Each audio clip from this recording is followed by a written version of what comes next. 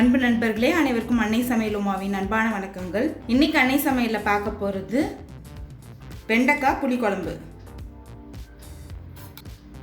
வாங்க வெண்டைக்காய் புளிக்குழம்பு எப்படி செய்கிறதுன்னு பார்க்கலாம்.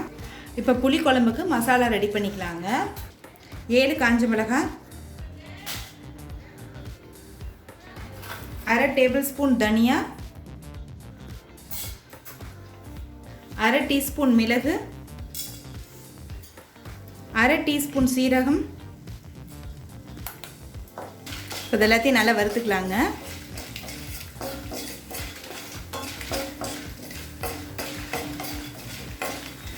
இது மாதிரி புளி குழம்புக்கு அரைச்சி போட்டிங்கன்னா டேஸ்ட் ரொம்ப நல்லா இருக்குங்க.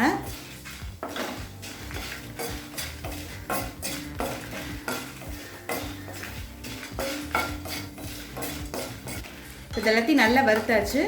இப்போ இது கொஞ்சம் நேரம் ஆறின பிறகு தேவையான அளவு தண்ணி சேர்த்து மிக்சியில் நைஸாக அரைச்சி தனியாக எடுத்து வச்சுக்கலாம். அடுத்தது வெண்டைக்காய் இது மாதிரி கட் பண்ணி சேர்த்துக்கலாம். இது கூடவே கொஞ்சமாக உப்பு சேர்த்துக்கலாம்.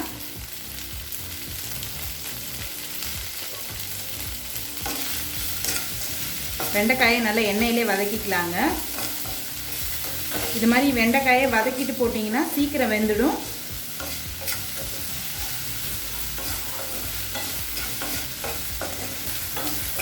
இப்போ வெண்டைக்காய் நல்லா வதங்கிடுச்சுங்க. இப்போ இதை எடுத்து தனியாக வச்சிடலாம்.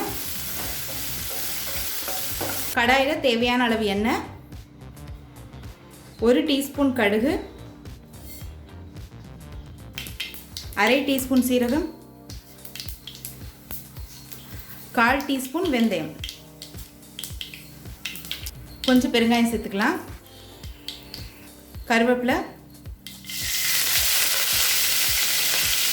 அடுத்து 1/2 கப் சின்ன வெங்காயம் சேர்த்துக்கலாம். நீங்கள் சின்ன வெங்காயம் போட்டு புளிக்குழம்பு பண்ணிங்கன்னா டேஸ்ட் ரொம்ப நல்லாயிருக்குங்க. நீங்கள் விருப்பப்பட்டீங்கன்னா சின்ன வெங்காயத்துக்கு பதில் ஒரு பெரிய வெங்காயம் கூட போட்டுக்கலாம்.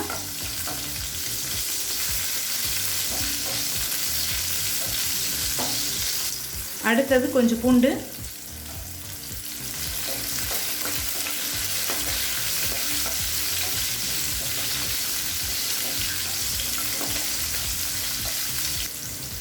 அடுத்தது ஒரு தக்காளி,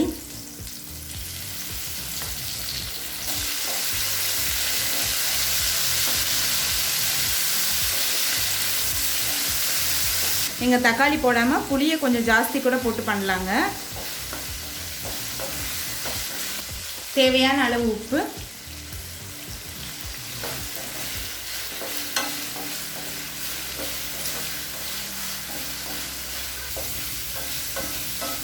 இப்போ தக்காளி நல்லா வதங்கிடுச்சுங்க. அடுத்தது நம்ம வதக்கி வச்சுருக்க வெண்டைக்காய் இதில் சேர்த்துக்கலாம்.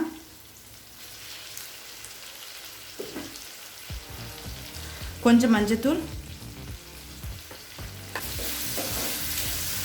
வெண்டைக்காய் சேர்த்துட்டு லேசாக வதக்கினா போதுங்க.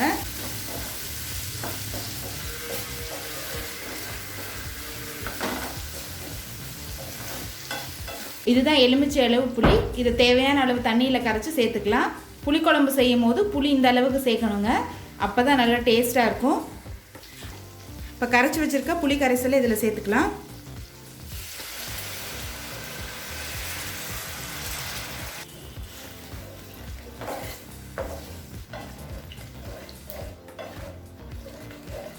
புளி சேர்த்துட்டு ஒரு 5 நிமிஷம் ஸ்லோலே இருக்கட்டும்.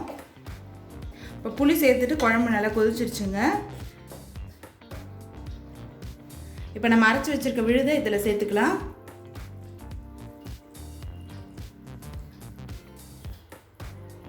இது கூடவே 1/4 கப் தண்ணி சேர்த்துக்கலாம். நல்லா மிக்ஸ் பண்ணி விட்டுருங்க.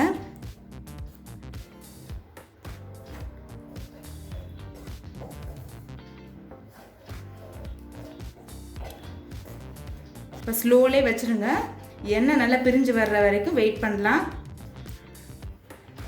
இப்போ 10 நிமிஷம் கழித்து பாருங்கள், எண்ணெய் நல்லா பிரிஞ்சு வந்துருச்சு. குழம்பும் நல்லா திக்காகிடுச்சு. இப்போ வெண்டைக்காய் புளிக்குழம்பு ரெடி ஆகிடுச்சு.